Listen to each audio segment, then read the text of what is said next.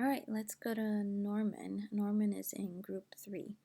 So let's talk about your work, Norman. So Froggies, sleep gummies.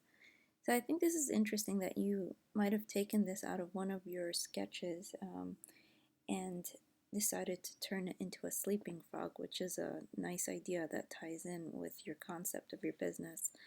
Um, so I think the illustration with the moon works nicely.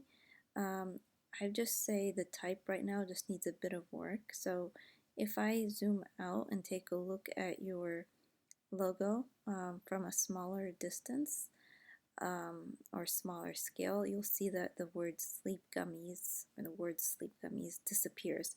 So you might want to reevaluate and see if whether or not a thicker font and a font maybe that is in white might work a little bit better, or something that stands out a little bit more on this dark background, the purple. So that's something that I would recommend.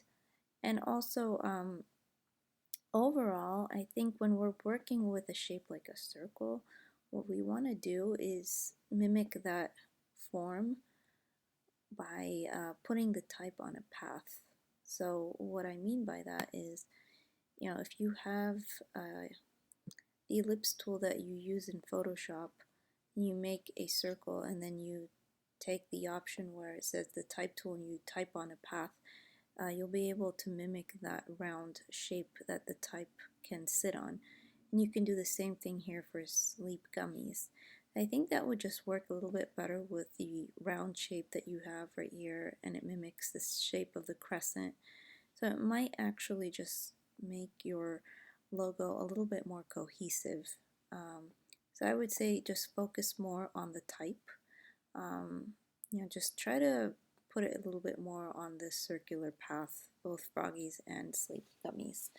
But that would be my feedback for you, and just take a look at how things read at a smaller scale. As you can see, froggies reads better than sleep gummies, so just try to be a little bit more aware of those restrictions you have when it comes to scale.